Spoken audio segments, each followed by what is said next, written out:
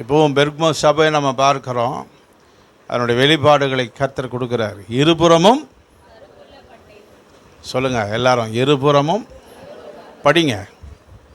பெர்கமு சபையின் தூதனுக்கு நீ எழுத வேண்டியது என்னவெனில், இருபுறமும் கருக்குள்ள பட்டயத்தை உடையவர் சொல்லுகிறதாவது. என்ன சொல்றாரு? இருபுறமும் கருக்குள்ள பட்டயம்னு தெரிஞ்சுக்கணும். அது அந்த பட்டயத்தை பற்றி எபிரேயர் 4:12 வாசிங்க. தேவனுடைய வார்த்தையானது எபிரேயர் 4:12 பைபிள் இருக்கிறவங்க, தமிழ் படித்தவங்களாம் எடுத்துக்க. இது படித்த கேஸும் படிக்காத கேஸும் எல்லாம் ஒன்று தான். டிகிரி வேறு உனக்கு ஒரு கேடு, அதை கொடு, பஜ்ஜி சாப்பிட்லாம் வச்சுக்கின்னு. பட்டுன்னு எடுத்து படிக்க வேணாவா? எடுத்துக்க, படிமா, சேர்ந்து படி, கூட படி. தேவனுடைய வார்த்தையானது ஜீவனும் வல்லமையும் உள்ளதாயும், இருபுறமும் கருக்குள்ள எந்த பட்டயத்திலும் கருக்கானதாயும், ஆத்துமாவையும் ஆவியும் கணுக்களையும் ஊனையும் பிரிக்கத்தக்கதாக உருவ குத்துகிறதாயும், இருதயத்தின் நினைவுகளையும் யோசனைகளையும் வகையறுக்கிறதாயும் இருக்கிறது. ஃபர்ஸ்ட் எதை வகை இருக்குதுன்னா ஆத்மாவையும் ஆவியும். சொல்லுங்க, ஆத்மாவும் ஆவியும். ஆத்மா இந்த 5 புலன்கள் மூலமாக உலகத்தை பார்க்கறதுனால அப்படியே உலகம் அதை பிடிச்சி இழுக்குது. வா வா வா வா வா வா வா வா வா, என்ன நீ இப்படி இருக்கிற, ஐயோ என்னடா இப்படி ஒழுங்காக முடி வெட்டி இருக்கிற, கொஞ்சம் முடி வெயிடா, அடுத்தது கம்மல் போடுறா காதில். நான் உங்களுக்கு நன்மையாகவே தான் சொல்லுகிறேன். கடிந்து கொள்வது எதுக்குன்னா, நீங்கள் அழிஞ்சு போக்குறதுக்கு இல்லை. இந்த பூமியிலையும் வெற்றி, பரலோகத்திலையும் வெற்றி. ஹல்லேலூயா. இங்கேயும் நீங்கள் பாஸ் ஆகணும், அங்கேயும் பறந்து வரணும். அதை மனசில் வச்சுக்க. நீங்கள் அழிஞ்சு போக்குறதுக்காக ஒரு ஊழியத்தை நாங்கள் செய்யவே இல்லை. உங்களுடைய மைண்ட் எவ்வளோ கரெக்டாக இருக்குது, எப்படி போகிற என்றதெல்லாம் உங்களுக்கு சொல்கிறேன். ஆவி சொல்லுது, try to be a holy for the Lord. பரிசுத்தமாக இருக்க நீ நாடுன்னு உனக்கு வலியுறுத்தது. அதான் ஆவிக்கும் ஆன்மாக்கு இருக்கிற பிரச்சனை. இது அநேகருக்குள்ளே இந்த ஃபைட்டிங்ஸ் இப்போது இருந்துன்னு இருக்கும். ஐயோ, உலகத்துக்காக வாழறதா, கர்த்தருக்காக வாழறதா, யாருக்காக வாழறது? சிந்தனை பண்ணி யாருக்காக வாழ்ந்தால் லாபம்னு. உலகமும் அதன் ஆசை இச்சைகளும். ஹல்லேலூயா. சொல்லுங்க, உலகமும் அதன் ஆசை இச்சையும் ஒழிந்து போகும்.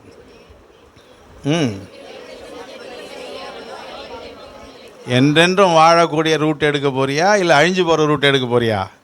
எப்பொழுதும் நான் வாழ போகிறேன் கர்த்தரோடு கூடன்னு சொல்கிறேன். கை தூக்குங்க பார்க்கலாம். ஸ்தோத்திரம் பண்ணுங்க. அப்படியே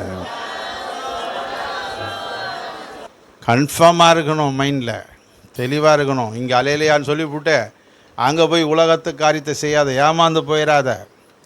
அவன் எங்கே ஆள்றான்? தேவனுக்கு பயம் இல்லாதவங்கள மைண்டில் ஆள்றான். அபிஷேகம் இல்லாதவங்கள ரொம்ப சீக்கிரம் ஆளுவான். இங்கே ஊன்னு எல்லாம் சொல்லிவிடுவேன். அங்கே போனோடனே மாமா வருவார். வாங்க, டிக்கெட் புக் பண்ணிட்டோம், போகலாமா? அப்படியா, என்ன பண்ணுறதுன்னு தெரியலையே. மாமா டிக்கெட் புக் பண்ணிட்டாரான். மாமா இல்லை, வந்தது யார்? யாரா? அவன் தான் கரெக்டாக சொல்கிறான். சொல்லு. சாத்தான் மட்டும் இல்லை, பாதாளத்தின் வேசியாவி. சொல்லுங்கள். ஆமாம், உன்னை தரித்திரம் பிச்சை எடுக்க வைக்க வந்திருக்கிறான் மாமா. ஏதோ உங்ககிட்ட கேட்டான், 10,000 கொடுத்தீங்க. இப்போ அடுத்தது என்ன பண்ணுறான்னா, உங்களை பிச்சை எடுக்க வைக்கிறதுக்கு வந்திருக்கிறான். யார்? மாமா. அவனுக்கு நெக்ஸ்ட் என்ன பண்ணுறாரு? ஊனையும், அதை படிங்க, கணுக்களையும். ஆமாம், இப்போ இந்த ஆவி ஆத்மா சரீரத்துக்குள்ளே இருக்கிற, இப்போ நம்ம மேலே கொஞ்சம் கொஞ்சம் புள்ளியாக இருக்குதுல்ல, முகத்தில் கழுத்துலலாம் இருக்கிறதெல்லாம் எடுக்கிறாங்கல்ல, அதான் ஊனு. சொல்லுங்கள், எல்லாம் கிளியர் பண்ணுறாங்களே. அந்த மாதிரி ஆவி ஆன்மாக்குள்ளே இருக்கிற ஊனையும் அணுக்களையும் வாசிங்க அது தமிழில். கணுக்களையும் ஊனையும் ஆவி பிரிக்கத்தக்கதாக. இப்போ ஆவி ஆத்மா சரீரத்தில் இருக்கிற காரியங்களை உணர்த்தி அந்த வசனம் சுட்டி காட்டி எல்லாம் ஓகே தான். அந்த உணர்வுக்குள்ள நீ பெரிய அழகன் வச்சிருக்கிறியே, அதுதான் நீ சரியாக கண்ணாடி முள்ளால் பார்க்கல. ரெண்டாவது அழகு மாயை, உலகம் மாயை. கொஞ்ச நாள் இருந்த அழகு போயிட போகிற அழகு. இதை வச்சு நீ மேன்மை பாராட்டின்னு இருக்கிற என்று அந்த உணர்வுக்குள்ள பணத்தையோ பொருளையோ நகையோ, சில பேர் ஒரு 5 சவரம் தான் வச்சுருப்பாங்க, அவங்க மனசெல்லாம் பெருசு, எனக்கு எந்த குறை இல்லை, எல்லாமே இருக்குது. ஒரு பொண்ணு பிசாஸ் பிடிச்சிச்சு, ஒரு விசுவாசி, சிஎஸ்சி விசுவாசி. அது இப்போ அங்கே அருமந்தைக்கு வந்து என்னவன், ஐயா எனக்கு எந்த குறையும் இல்லை, கஷ்டம் இல்லையா, இந்த பிசாஸ் தான் ஏன் பிரச்சனை, இதுதான் மேஜரு. எவ்வளோ வச்சுருக்கிற நகை? ஒரு 5-6 சவரம் இருக்குதுயா, பணம் கூட 2 லட்சம் பேங்க்கில் இருக்குதுயா. நான் எவ்வளோ வச்சுருக்குது தெரியுமா உனக்கு? 5 கிலோ தங்கம் இருக்குது என்கிட்ட.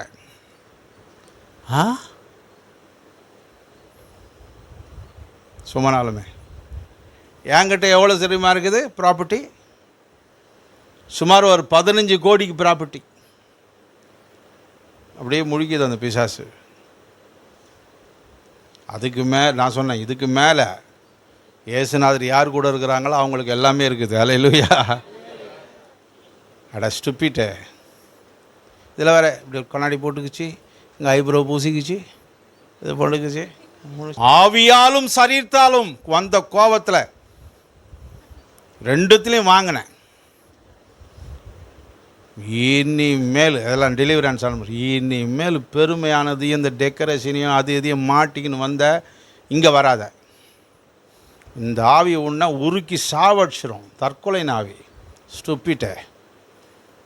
நகை வச்சுன்னா ப்ரோஜன், என்ன வெங்காயம் வச்சுன்னு இருக்கிற நீ, சின்ன தவளை வீடு வச்சுன்னு இருக்கிற. இதில் ஒரு பெருமை. அப்போ தான் பார்க்குறேன் 5 சவரத்துக்கு கூட ஒரு பெருமை, ஒரு 4 கிரவுண்டு வீட்டுக்கு ஒரு பெருமை. அட என்ன காரியம் முடிஞ்ச விசுவாசிங்கப்பா. இதெல்லாம் தேவன் உணர்த்துகிறார். ஊனு என்னது சொல்லுங்க, ஊனு சொல்லுங்க, கணுக்கள் பிரிச்செடுக்கிறார். ஆவியம் நஷ்டம் என்று குப்பையாக எண்ணுகிறேன் சொல்லுங்க. யார் சொன்னது? உங்க அப்பாவா?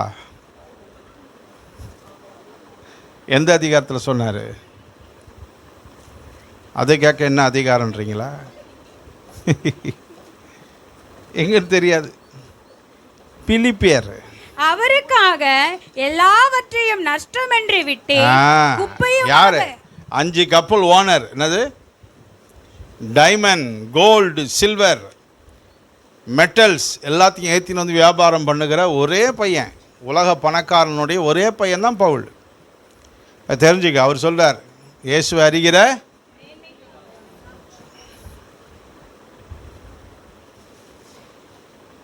ஐயோ எனக்கு இருந்தால் அந்த கப்பலோடு அந்த வியாபாரத்தோடு எருசலேமில் 50 வீட்டுக்கு மேலே வாடகை அவங்ககிட்ட, பெரிய பெரிய வீடுங்க. பவுல் வராருன்னா வாடகை கொண்டாந்து கட்டுவாங்க. கப்பல் வாடகை, வீட்டு வாடகை கொண்டாந்து கட்டுவாங்க. கட்டாக பணம் வரும். அவங்க கூட கர்த்தரை காலையில் எழுந்து துதிக்கிறான், ஜெபிக்கிறான். ஆனால் ஒன்றுமே இல்லாதது சும்மா கொரட்டடிச்சு தூங்கின்னு இருக்கிற. அடுத்து இதயத்தின் நினைவுகளை சொல்லுங்க, யோசனைகளை சொல்லுங்க.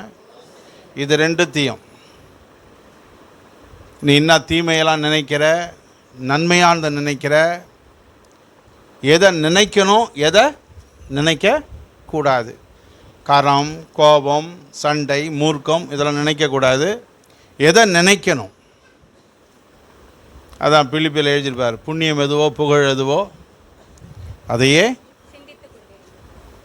கடைசியாக சகோதரரே, உண்மை உள்ளவைகள் எவைகளோ, ஒழுக்கமுள்ளவைகள் எவைகளோ, நீதி உள்ளவைகள் எவைகளோ, கற்புள்ளவைகள் எவைகளோ, அன்புள்ளவைகள் எவைகளோ, நற்கீர்த்தி உள்ளவைகள் எவைகளோ, புண்ணியம் எதுவோ, புகழ் எதுவோ, அவைகளையே சிந்தித்து கொண்டிருங்கள். இது மாதிரி வகையறுத்து இந்த சிந்தனை கூட ஒரு நல்லது இல்லை உனக்கு. உன்னுடைய மைண்டு தான், ஆனால் சிந்திக்கிற யோசனை சரியே இல்லை என்று உன்னை சுட்டி காட்டுறது தான் இந்த இருபுறமும். இப்போ சர்ச்சை முடிச்சுட்டு நீ எங்கே போக போகிற, என்ன பண்ண போகிற, நைட்டுக்குள்ளே என்ன பண்ணணும்னு நினைக்கிறன்றதெல்லாம் உன் திட்டம் மைண்டில் க்ளீனாக இருக்கும். அதில் தேவன் உணர்த்துவார், ஐயோ இந்த கிருபை, இந்த சமாதானம், இந்த வருமானம் நல்லா இருக்குது, ஆனாலும் இன்றைக்கி நைட்டு 7 மணிக்கு மேலே நடந்து கொள்கிற விதம் சரியில்லையே, சரியே இல்லையே, இப்போ மணி 12 மணிக்கு மேலே போகிற இடம் சரியில்லையே, கர்த்தருக்கு சரியான காரியம் இல்லையேன்னு உணர்த்துவார். அதெல்லாம் தாண்டி சாப்பிட்டுட்டு தான் போகிறது. அதுக்கு ஒரு நாள் வரும், அதுக்குரிய நியாய தீர்ப்புகள் உனக்கு தொடங்கப்படும். இதெல்லாம் யோசனை தப்பு, நீ செய்கிறது தப்புன்னு சுட்டி காட்டிக்கினே இருப்பார். இப்போ குறைகளுக்கு வரார் அந்த சபைக்கு. என்ன போதனைன்னா பிழையாம் போதனை. பிழையாம் போதனையில் என்ன ஃபஸ்ட் நம்பர் 1 என்னென்னா, ஆண்டவர் சொல்லிட்டாரு, இஸ்ரவேலை நான் ஆசீர்வதிக்க தான் ஆசீர்வதிப்பேன், சபிக்கவே முடியாது. யூதா 11. இவர்களுக்கு ஐயோ, இவர்கள் காயினுடைய வழியில் நடந்து பீலையாம் கூலிக்காக செய்த வஞ்சகத்திலே விரைந்தோடி கோரா எதிர்த்து பேசின பாவத்திற்குள்ளாகி கெட்டு போனார்கள். பீலையாம் போதனை என்ன, காயினுடைய காரியம் என்ன, பொறாமை. சொல்லுங்க, பொறாமை. கொலை பாதகம். சொல்லுங்க. அங்கே ஒரே வார்த்தையில் அவனையும் கொண்டாடுறாங்க, பீலையாமும் கொண்டாடுறாங்க. பாருங்க, இந்த சபையில் பீலையாம் போதனையை கண்டிக்கிறாங்க. ஆண்டவர் சொல்லிட்டாலும் இந்த பொன் வெள்ளி இப்போ நிறைய கொண்டாந்து வைக்கிறான், பாலாக அதை வாங்கணுமே, என்ன செய்கிறது, அப்படியே ஐடியா பண்ணுறான். கர்த்தருக்கு 2 காரியம் ரொம்ப பிடிக்காது, வேசித்தனம், விக்கிரக ஆராதனை. சொல்லுங்கள் பார்க்கலாம், எல்லாரும் சொல்லுங்கள். அதுதானே வீட்டில் இருக்குது, டிவி, நாடகம், சினிமா பாட்டு, செல்ஃபோனில். எச்சரிக்கையார், 2 காரியம் ரொம்ப பிடிக்காது, விக்கிரக ஆராதனை. ஊருக்கு போன உடனே பொட்டு பூவு குடியும் கொடுத்தனோமா, சும்மா என்னென்ன வேலை பண்ணணுமோ, காமாட்சி விளக்கு ஊரில். அப்புறம் சென்னைக்கு வந்தோடனே பைபிள், ஏசப்பா ஏசப்பா. அதாவது யூதனுக்கு யூதனாகவும் கிரேக்கனுக்கு அடாடாடாடா. ஆனால் இருக்கிற நடிப்புலேயே கிறிஸ்தவன் நடிக்கிற மாதிரி எவனும் நடிக்க முடியாது. இந்த சான்ஸ் உனக்கு ஒரு சினிமாவில் கொடுக்கணும். உனக்கு ஊருக்கு போனால் இந்த மாதிரியே நடிக்கிறான். ஐயா எப்படி நடிக்கிறான்? ஆமாம், ஐயோ நல்ல நேரம் போகும்போது சீக்கிரம் எடுத்துன்னு வாங்கன்றான். இங்கே வந்தா கர்த்தரே சோத்திரம் சோத்திரம் சோத்திரம், ஆலே லூயா சோத்திரம்.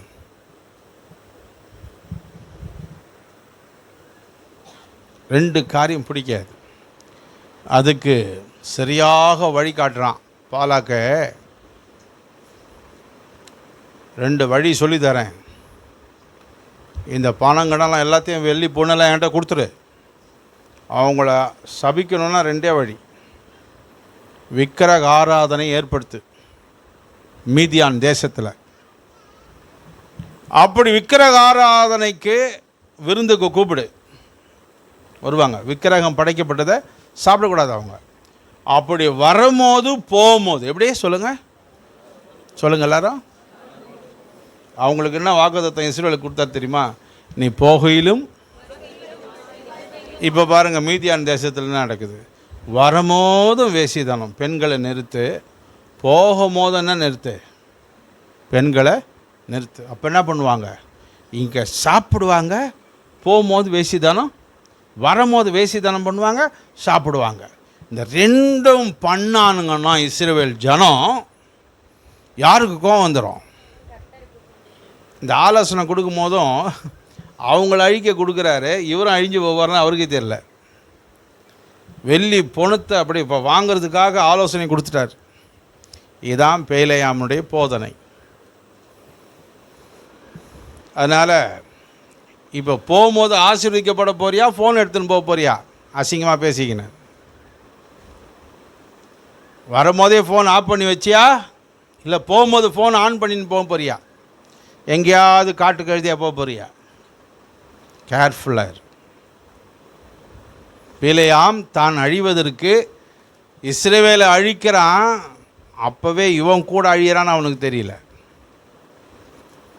பாலாக்கு ஐடியாவுக்கு சொன்னான், அவன் ஏற்பாடு பண்ணான், செம கறி விருந்து போட்டான். விக்கிரக ஆராதனை வச்சு சும்மா செம கறி. அந்த பஞ்சத்தில் வந்து இஸ்ரவேல் ஜனங்கள் போகுது, அறிவு கட்ட ஜனம் சாப்பிட்றதுக்கு. Second generation. எந்த ஜெனரேஷன்? செகண்ட் ஜெனரேஷன் போகுது. மறுபடியும் வரும்போது வேசித்தனம் பண்ணுறாங்க. எவ்வளோ பேர் அழிஞ்சாங்க தெரியுமா? 24,000 பேர். படிங்க எல்லாரும். அந்த வாதையால் செத்தவர்கள் 24,000 பேர். எண்ணாகமம் 25:9. எதனால் செத்தாங்க? வாதை எதனால் வந்தது சொல்லுங்கள் எல்லாரும். நீ செல்ஃபோனில் பண்ணுற வேசிதானம், நாடகம் சினிமாவில் பண்ணுற வேசிதானம், உன் மனதில் நடக்குது அந்த வேசிதானம், உன் சரீரத்தால் பண்ணுற வேசிதானத்துக்கெல்லாம் கட்டாயம் வாதம் வந்தே தீரும். என்ன வரும்? முன்பு கொரோனா, இப்போது வரப்போகிறது என்னது? எரனா, அடுத்தது ஒரணா, அப்புறம் 4னா, 8னா. ஞாபகத்தில் வச்சுக்கோ, ஞாபகத்துக்காக சொல்கிறேன். அது வந்து புறஜாதிக்காக வந்தது. இனிமேல் வரப்போகிற வாதம் எதுக்காக வரப்போகுது நல்லா தெரிஞ்சுக்க. பொய் இல்லாத சொல்கிறேன். கிறிஸ்தவ வீட்டில் இந்த மாதிரி நாடகம், சினிமா, செல்ஃபோன் வச்சுன்னு இருக்கிற பசங்கள்லாம் காலி. அப்பா அம்மாலாம் கண்ணீர் விட்டால் கூட முடியாது. வாங்கி கொடுத்தது யார்? நீ தானே வாங்கி கொடுத்த. ஜீவகாலமாக நீ சாகிற வரைக்கும் கண்ணீர் வெடிப்ப. பசங்க கிடையாது, காலி. அது எந்த வீட்டில் பசங்களை உஷாராக வளர்த்து கர்த்தருக்கு பிரியமாக்குறீங்களோ அந்த வீட்டு பசங்கள் மட்டும்தான் உயிர் தப்பிப்பாங்க. அடுத்த வாதம் வந்துன்னு இருக்குது. அடல்ட் அண்டு சைல்டு எந்தெந்த பசங்களெல்லாம் தப்பாக வளர்த்தியோ எல்லாம் கிடையாது, கிடையவே கிடையாது. ஃபில்ட்ரேஷன் நடக்க போகுது கிறிஸ்தவத்தில். நியாய தீர்ப்பு என் வீட்டில் தொடங்கும். 1 பேதுரு 4:17. நியாய தீர்ப்பு தேவனுடைய வீட்டிலே துவங்கும் காலமாய் இருக்கிறது. படிங்க எல்லாரும்.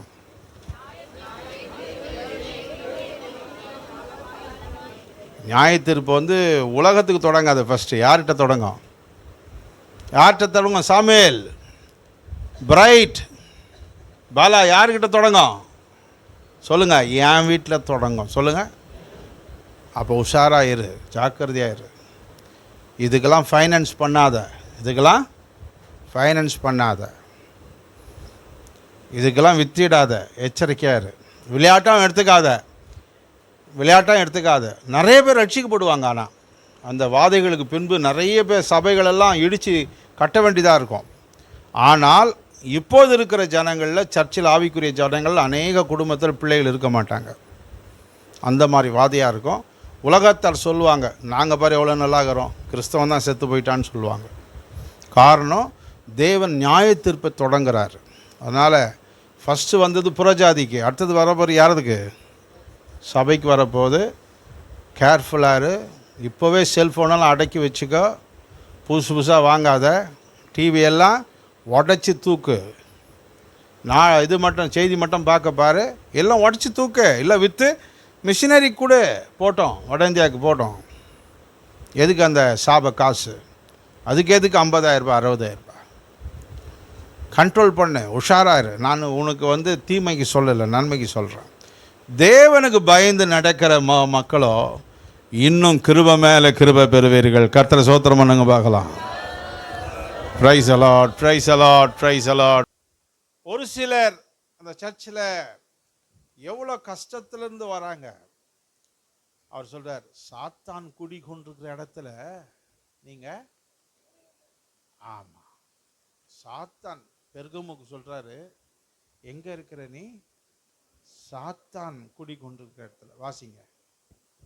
உன் கிரியைகளையும் சாத்தானுடைய சிங்காசனமாயிருக்கிற இடத்தில் நீ குடியிருக்கிறதையும் நீ என் நாமத்தை பற்றி கொண்டிருக்கிறதையும் சாத்தான் குடி கொண்டிருக்கிற இடத்திலே உனக்குள்ளே எனக்கு உண்மையுள்ள சாட்சியான அந்திபா என்பவன் கொல்லப்பட்ட நாட்களிலும் என்னை பற்றும் விசுவாசத்தை நீ மறுதலியாமல் இருந்ததையும் அறிந்திருக்கிறேன். அப்ரிஷியேட் பண்றார். அதில் ஒரு சிலர், அந்திப்பா போன்றவங்க, சாத்தான் குடி கொண்டிருக்கிற உன்னுடைய ஏரியாவில் எனக்கு சாட்சியாய் மறிச்சான். அதே போல சில பேர் இருக்கிறாங்க உனத்துல. ஆனாலும் உன்னுடைய சர்ச்சில் சில காரியங்கள் சரியில்லை. அடுத்தது சபையில் இருக்கிறது நிக்கோலாய் மதஸ்தானுடைய கிரியைகள்.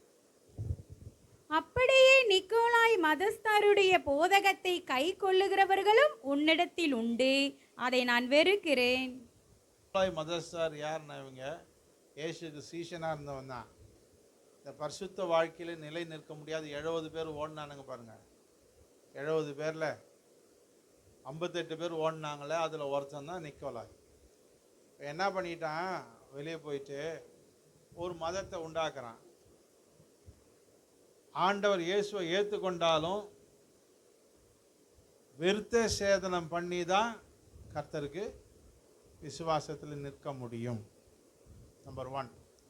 அடுத்து, ஊழியர்களுக்கும் விசுவாசிகளுக்கும் வித்தியாசம் ஒன்றும் கிடையாது, எல்லாரும் சமம்தான். அடுத்தபடியாக, நீங்கள் உங்களுடைய கலாச்சாரத்தை விட்டு அதிலிருந்து வெளியே வந்து கர்த்தரை பின்பற்ற வேண்டிய அவசியம் இல்லை. உங்கள் கலாச்சாரத்தோடவே கர்த்தரை பின்பற்றலாம். அப்படின்னா, இப்போ ஒரு குழந்தை கத்துச்சுன்னு என்ன செய்கிறாங்க, மிளகாத்தூளை பிடிச்சி உப்பை பிடிச்சி சுற்றி எங்கே போடுறாங்க, அடுப்பில் போடுறாங்க. அப்புறம் அந்த குழந்தைக்கே, அந்த நமக்கு பிறந்த குழந்தை எப்படி இருக்கும், நம்மளை மாதிரி தான் இருக்கும்.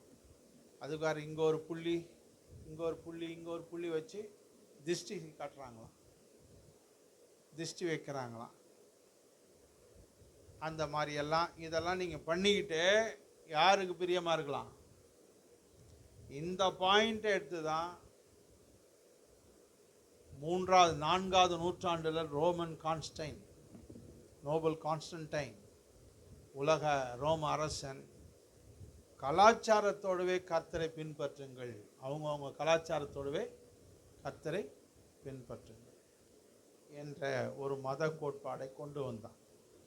அந்த நிக்கோலாய் மதஸ்தானுடைய கோட்பாடுகளை பெர்கமுல கை கொள்ளுகிறார்கள். எபிரேயர் 13:17 வாசிங்க. உங்களை நடத்துகிறவர்கள் உங்கள் ஆத்துமாக்களுக்காக உத்தரவாதம் பண்ணுகிறவர்களாய் விழித்திருக்கிறவர்களானபடியால் அவர்கள் துக்கத்தோடு அல்ல சந்தோஷத்தோடு அதை செய்யும்படி அவர்களுக்கு கீழ்ப்படிந்து அடங்குங்கள். அவர்கள் துக்கத்தோடு அப்படி செய்தால் அது உங்களுக்கு பிரயோஜனமாய் இருக்க மாட்டாதே. உபதேசம் என்னன்னா, உங்களை நடத்துகிற ஊழியர்களுக்கு, நிக்கோலாய் மதஸ்தானுடைய கொள்கை என்னன்னா, அப்படிலாம் ஊழியரும் தேவையில்லை, அவங்க சொல்கிறதையும் கேட்க வேணாம், அவங்களும் பைபிளை படிச்சுக்கிட்டோம், நம்மளும் பைபிள் படிச்சுக்கலாம் என்ற கொள்கையெல்லாம் உங்களுடையதாக இருக்கிறது. அதனால் அப்படிப்பட்டதான கொள்கையை பின்பற்றுகிற இடங்களெல்லாம் மக்கள் தாந்தோணிதனமாக இருப்பார்கள். அப்படிப்பட்ட ஸ்தாபனங்களும் உண்டு, பேர் சொல்ல விரும்பலை, இருக்கிறது. அதனால் இப்படிப்பட்டதான காரியங்கள்லாம் உன்னுடைய சபையில் இருக்கிறார்கள். அதே சமயத்தில் சாத்தான் குடி கொண்டிருக்கிற இடத்துல எனக்கு சாட்சியாய் மரித்த அந்திபாவும் உண்டு. அந்த சோதனை நேரத்தில் விசுவாசத்தில் நின்ன மக்களும் உண்டு. ஆனால் இப்படிப்பட்ட ஒழுங்கினமான ஜனமும் உன்னிடத்தில் இருக்கிறது. கடைசியாக ஒரு வார்னிங் கொடுக்குறாரு அவங்களுக்கு. வாசிங்க.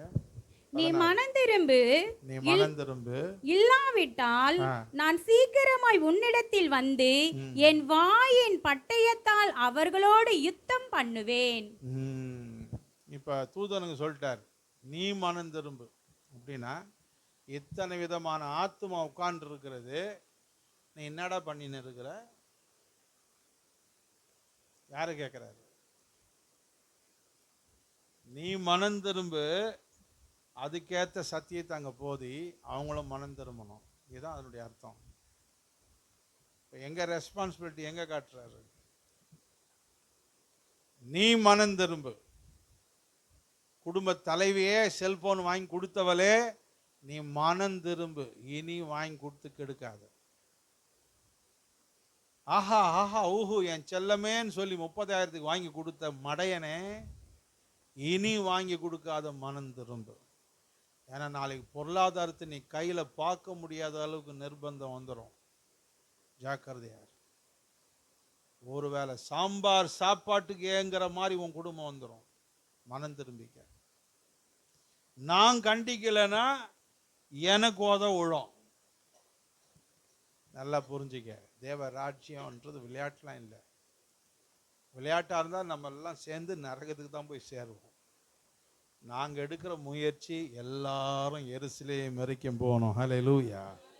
சந்ததி சந்ததியாக இந்த பூமியில் சாட்சியாக இருக்கணும். கர்த்தர் சோத்திரம் பண்ணுங்க பார்க்கலாம். அதனால நீ வித்திடுகிற காரியம், நீ போற போக்கு அடுத்த ஜெனரேஷனை நீ காலி பண்ற. உன்னை தெரியாமலேயே உன் சந்ததி நீ அழிக்கிற. அந்த சாத்தானுடைய வஞ்சகம் உன் மூலையில் இருக்குது. யாருன்னா நேசிக்கிற பிள்ளைகளுக்கு உன் நேசத்தை காட்ட 50,000 ரூபாய் போன வாங்கி தருவாங்க. உன் நேசத்தை காட்ட 20,000 ரூபாய் கொடுத்து எங்கன்னா போய் செலவு பண்ணிட்டு வரணும் சொல்லுவாங்க. ரிட்டையர்மெண்ட் ஆகினார் அவங்க அப்பா மீஞ்சூரில். 20,000 ரூபாய் கொடுத்தாங்க அவங்க கையில். எதுக்கு கொடுத்த? சரி, குழந்தை ஆசைப்பட்டது அறியப்பட்டது வாங்கப்பட்டது வாங்கிட்டோம். என்ன அறிவுள்ள தாய் பாருங்க. 22 வயசு பையனுக்கு 20,000 கையில் கொடுத்தா அவன் என்ன பண்ணுவான்? நேசமா? என்னது? சரி, ஒரு முறை ரிட்டையர்ட் ஆகிட்டு வந்துட்டாரு, கொடுத்த. அடுத்தது எங்கன்னு தர போற? இனிமேல் பென்ஷன் தானே, எப்படி கொடுக்க போற? உதவாத குடும்பம். நாளைக்கு என்ன நிலைமை ஆகும் இப்படி போனா என்று சிந்திக்காது. இன்றைக்கும் பல தேவை, பிரச்சனை, குறைபாடோடு தான் வந்திருக்கிற. அதை கர்த்தர் நிவர்த்தி செய்யணும்னா கர்த்தருக்கு பயந்து நட. கர்த்தர் எல்லாவற்றையும் நிறைவேற்றி தருவார். ஹல்லேலூயா. ஸ்தோத்திரம் பண்ணுங்க. ஹல்லேலூயா. நல்ல விசுவாசியை நல்லா கவனிச்சுக்க. குடும்பத்தை மட்டும் கோட்டை விட்டனா அந்த நியாய தீர்ப்பில் நீயும் பரலோக ராஜ்யம் போக மாட்ட. சில பேர் ஒரு பிள்ளைய வச்சிருக்கலாம், 2 பிள்ளைய வச்சிருக்கலாம், மனைவி எல்லாத்தையும் கவனிக்கிறது குடும்ப தலைவன் பொறுப்பு. பிள்ளைகள் நல்ல வழியில் நடக்கிறாங்களா இல்லையா என்பதை தாய் ரொம்ப கண்காணிக்கணும். அந்த மாதிரி கண்காணிக்காம ஊழியம் கூட செய்யாதன்னு நான் சொல்றேன். உன் ஊழியம் எதற்குன்னு கேட்குறேன். உன்னுடைய ஃபேமிலி செக்யூரா இல்லாம டோன்ட் டூ த மினிஸ்ட்ரி. மினிஸ்ட்ரியை செய்யாத. கேர்ஃபுல்லா. அந்த மாதிரி மினிஸ்ட்ரியை தேவன் விரும்பவே இல்லை. அதான் ஒரு நாள் சொன்னேனே, அந்த அம்மா சண்டே கிளாஸ் எடுக்க வான்னு எல்லாரையும் கூப்பிடுறாங்க. நான் கேட்டேன், ஏம்மா உன் பசங்க எங்க அப்படின்னு. அதுங்க விளையாடிக்கு போயிடுச்சியா, ஓடி போச்சிங்க. ஊராம் பிள்ளைகளை கூட்டின்னு வந்து எடுக்கிற, உன் பிள்ளைகளை ரோட்டு மேலே விட்டு வர. ஸ்டூபிட். முதல் போய் அவங்கள கூப்பிட்டுன்னு வா, இல்லைன்னா இந்த சண்டே கிளாஸ் இனிமேல் நீ எடுக்கக்கூடாது. என்னது? இனிமேல் நீ எடுக்கக்கூடாது. ஸ்டூபிட். என்ன முட்டாள்தானம். அதுக்காக நீ ஜெபம் பண்ணி அவங்கள கூப்பிட்டு வச்சு நல்ல கறி சாப்பாடை போட்டு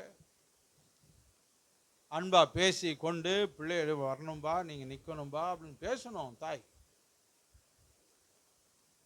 அதுங்களை எங்கேயே விட்டுட்டு இது வந்து இங்கே சண்டே கிளாஸ் எடுக்குதான். இது என்னதான் எனக்கு ஒன்றும் புரியல. உனக்கு கொடுக்கப்பட்ட உன் பிள்ளை பையனை குடும்பத்தை ஒன்று சொல்கிறேன், குடும்பம் ஃபெயிலியர்னா மினிஸ்ட்ரி ஃபெயிலியர். சொல்லுங்க சொல்லுங்க. ஆமாம். If you character is failure, spiritual failure. சொல்லுங்க. உன்னுடைய நடவடிக்கை ஃபெயிலியர்னா சொல்லுங்க, ஆவிக்குரிய வாழ்க்கை ஃபெயிலியர். சொல்லுங்க. குடும்பம் ஃபெயிலியர்னா ஊழியம் ஃபெயிலியர். என் பிள்ளை கெட்டு போச்சுன்னா நான் செய்கிற ஊழியம் வேஸ்ட். கேர்ஃபுல்லாக இரு. சர்ச்சு தலைவனுக்கு பேசுகிறார் மனம் திரும்பினா, அடுத்த போர்ஷன் யாருக்குன்னா குடும்ப தலைவனுக்கு தலைவிக்கு. யாருக்கு? ஆமாம். இனிமேலும் வாங்கி கொடுத்து கெடுத்து பார், உன் தலை மேலே என்ன இறங்குதுன்னு பார். என்னைக்கு சத்தியம் வெளிப்பட்டதோ அன்னையிலேருந்து உங்களுக்கு அவ்வளோதான். உங்களுக்கு நியாய தீர்ப்பு கத்தியை தூக்கிடுவார். அவர் சொல்லிட்டார், என்ன நீ மனம் திரும்ப, அவங்கள மனம் திரும்ப சொல்லு, இல்லைன்னா என்ன பண்ணுவேன் நான்? ஆமாம். எங்கே வந்து இறங்கும்? இப்போ நான் பேசிட்டேன், இப்போ யார் மேலே வந்து இறங்கும்? செல்ஃபோன் வாங்கி கொடுக்க போகிறவன் மேலே இறங்க போகுது. இறங்குனா என்ன ஆவ? நீ என்ன ஆவ? கதை. கேர்ஃபுல்லாக, பி கேர்ஃபுல். அசுத்தமானதுக்கு வித்திடாத. என் ஃப்ரெண்டெல்லாம் இங்கே போகிறாங்கப்பா, ஒரு 500 ரூபா கொடுனா, ஏன் கொடுக்க? எது கொடுக்குற? எங்கே போகிறாங்க ஃப்ரெண்டு? சினிமாவுக்கு போவாங்க. எங்கே போகிறாங்க? ஏன் போகிற நீ? ஒரு பையனாவது, வாலிப பையனாவது நேரத்தோடு வந்தானான்னு பாரு. சில பெண்கள் பரவாயில்ல, இந்த பாட்டுக்கிட்டு பாடுற பசங்க அவர்களுக்கு. மற்ற சில பசங்களை பாரு, நேரத்தோடு. உனக்கு வக்கு இருந்தா, மான ஈனம் இருந்தா, இந்த வாலிபத்தில் எனக்கு முடியல, 57 வயசில் 10 நாள் 12 நாள் ஓய்வு எடுத்திருக்கிறேன். அதை கூட நான் வந்து வீணாடுகளை வேலை செஞ்சுன்னு தான் எடுத்திருக்கிறேன். வீட்டில் இருந்தே அவ்வளோ வேலைகள் செய்கிறேன். இங்கே 4:50க்கு 4:45 இங்கே வந்தேன். வாலிபன் சொல்ற, உனக்கு அசிங்கமா இல்லையா? எந்த நேரத்துக்கு வர நீ ஆராதனைக்கு? என் நலனுக்கா நான் சொல்றேன். கர்த்தரை நீ மதித்தால் தானே உனக்கு எதிர்காலம். ஹல்லேலூயா. மதிக்காதவனுக்கு எதிர்காலம் கிடையாது. சீப்பட்டு வாழ்வ. எப்படி பட்டு வாழ்வ? சீப்பட்டு வாழ்வ. நீ போய் இன்டர்வியூக்கு நிற்ப, உன்னை மட்டும் கெட் அவுட்னுமா. ஏன்னா அந்த தேவன் அப்படி செய்வார். நீ கடவுளை மதிக்கல, உன்னை தாழ்த்தி தாழ்த்தி தெரிச்சு அடிப்பார்.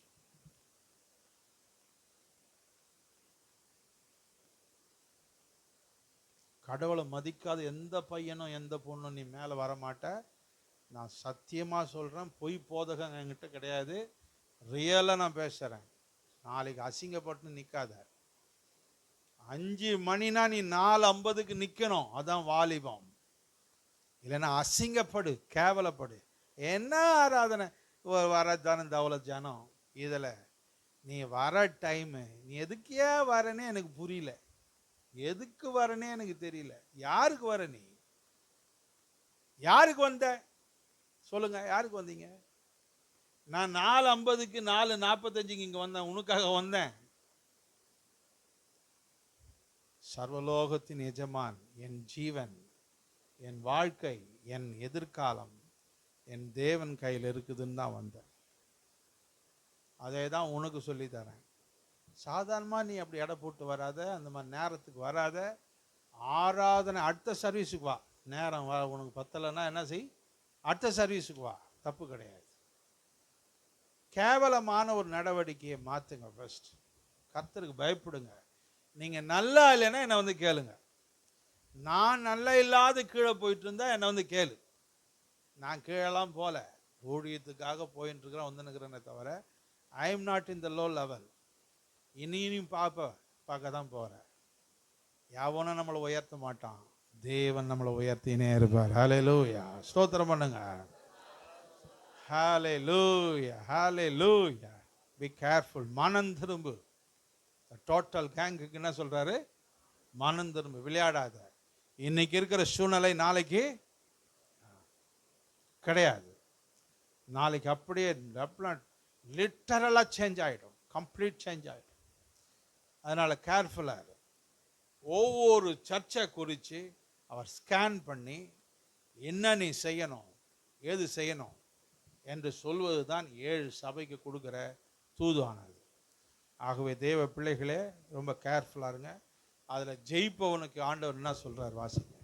ஜெயங்கொள்ளுகிறவனுக்கு நான் மறைவான மன்னாவை புசிக்க கொடுத்து அவனுக்கு வெண்மையான குறிக்கல்லையும் அந்த கல்லின் மேல். ஜெயிக்கிறவனுக்கு மறைவான மன்னா, அதனால் ரகசியம், தேவ ரகசியங்கள் அவங்களுக்கு வெளிப்படும். பரலோக ராஜ்யத்தில் விசேஷமான நாமத்தை கர்த்தர் கொடுக்கிறார், புதிய நாமத்தை கொடுக்கிறார். ஒவ்வொரு ஜெயம் பெற்ற ஒவ்வொரு சபையிலும் உள்ளவங்களுக்கு ஒவ்வொரு பரிசு, ஒரு விசேஷமான பரிசு வச்சிருக்கிறார். அதை இங்கே பேசுகிறார். விசேஷமான நாமத்தை கர்த்தர் உனக்கு இந்த பூமியிலையும் அந்த விசேஷத்தன்மை வெளிப்படும், பரலோக ராஜ்யத்திலையும் கர்த்தர் அந்த நாமத்தை உனக்கு வழங்குவார். புதிய அனுபவத்தோடு புதிய ஆசீர்வாதத்தோடு கர்த்தர் உனக்கு அனுப்புவார். ஆகவே தேவ பிள்ளைகளே, பெர்கமு சபையிலேருந்து நாம் பார்த்து கொள்கிறோம், வைராக்கியம் உள்ளவர்களும் இருக்கிறாங்க, வைராக்கியம் இல்லாத மிக்சட் ஜனமும் அங்கே இருக்கிறார்கள். ஒருவேளை நீ மார்க்கெட்லேயே பிறந்து வளர்ந்திருக்கலாம், அல்லது ரவுடிசம் என்ற இடத்துல பிறந்து வளர்ந்திருக்கலாம், அல்லது படிக்காத ஜனங்கள் மத்தியிலேயே நீ வளர்ந்து கலாச்சாரம் பாஷை ஞேன்னு பேசுகிற மாதிரி கேவலமான ஒரு இடத்துலேருந்து வந்திருக்கலாம். ஆனால் அழைத்தவர் மேன்மை உள்ளவர். ஹல்லேலூயா. எந்த இடத்துல இருந்தாலும் பரவாயில்ல. பேதுரு யோவான்லாம் மீன்கார பசங்க, யாரு? அவங்களையும் கர்த்தர் எருசலேமுக்கு தயாராக்கி விட்டார். கர்த்தர் சோத்திரம் பண்ணுங்க. ஹல்லேலூயா. சமாரியாவில் பிறந்திருக்கலாம், அவ்வளோ அசுத்தமான அருவருப்பான ஜனங்கள் மத்தியில் பிறந்திருக்கலாம். கர்த்தர் அங்கேயும் சொல்லுகிறார், நீ வந்து ஒப்பு கொடு, நான் இப்பொழுது நித்திய ஜீவ தண்ணீர் உனக்கு கொடுப்பேன் கர்த்தர் சொன்னார். ஹல்லேலூயா. சமாரியர்களையும் அழைத்த தேவன். கர்த்தர் சோத்திரம் பண்ணுங்க. ஹல்லேலூயா. ஒன்று மட்டும் செய்யாத, நீ வளர்ந்த பழகின வளர்ந்த அந்த குணசீலத்தோடவே சபையிலையோ வாழ்க்கையில இருக்காது, அதிலேயே இருக்காது. கர்த்தர் வசனத்தின்படி உன்னை ஒப்புக்கொடு, கர்த்தருக்கு பயப்படு. உன்னுடைய வாழ்க்கை இந்த பூமியில் ஒரு நாளும் தோல்வி அடையாது, ஒரு நாளும் தோல்வி அடையாது. அதனால் தேவன் ஒவ்வொரு சபைக்கும் பேசும்போது எங்கேருந்து வர, உன் சூழ்நிலை என்ன, உன் சபையில் எவ்வளோ வைராக்கியம் இருக்குது, யாரெல்லாம் சரியில்லை, சரியில்லாமையே அவங்கள அப்படியே கண்டுக்காமல் விட்டா உனக்கு என்ன நடக்கும் தூதனே, அவங்களுக்கு என்ன நடக்கும், சரி ஜெயம் பெற்றவனுக்கு என்ன தரப்போகிறேன், அத்தனையும் பேசுகிறார், அத்தனையும் பேசுகிறார். அதனால் உங்கள் நிலவரம் இப்போ வந்திருக்கிறீங்க, உங்கள் நிலவரத்தை தேவன் நன்றாக அறிந்திருக்கிறார். ஹல்லேலூயா, ஹல்லேலூயா. உங்கள் சூழ்நிலைலாம் கம்ப்ளீட்டாக தெரியும் அவருக்கு. நீங்கள் நினைப்பீங்க, ஐயோ எனக்கு இவ்வளோ பிரச்சனை இருக்குது, போராட்டம் இருக்குது, நான் என்ன பண்ணுறதுன்னு தெரியல வந்திருக்கிறேனே. கம்ப்ளீட்டாக தெரியும். நீ கர்த்தருக்கு உண்மையாக மாறு. எப்படி மாறு? உண்மையாக மாறா, உண்மையாக இருக்க ஒப்பு கொடு. உன் நிலைமை மாறுதா இல்லைன்றது மட்டும் பார், கம்ப்ளீட்டாக மாறும்.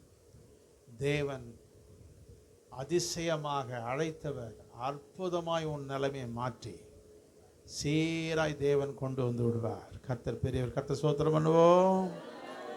Praise the Lord, praise the Lord, praise the Lord.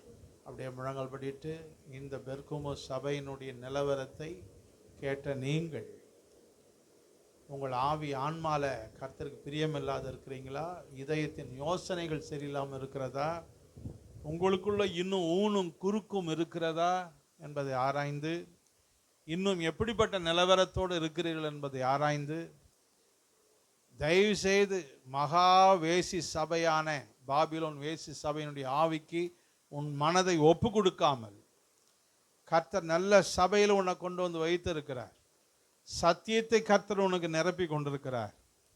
இன்னும் ஆசை இச்சை உலகம் என்று இச்சிக்கப்பட்டு மகா பாபிலோன் வேசியின் ஆவியின் உன் மனதை கேப்சர் பண்ணி உன்னை வனாந்தரத்துக்கு கொண்டு போகாதபடிக்கு ஒப்பு கொடுத்து, கர்த்தாவே நீர் அழைக்கும் பொழுது நான் பறந்து வர வேண்டும், உமக்கு பிரியமான பரிசுத்தமான பிள்ளையா நான் இருக்க வேண்டும், யாரும் பார்க்கலன்றதுனால நான் அசுத்தமா இருக்க மாட்டேன் ஆண்டவரேன்னு சொல்லி ஒப்பு கொடுத்து எல்லாரும் ஜெபம் பண்ணுங்க. சத்தமா ஜெபம் பண்ணுங்க.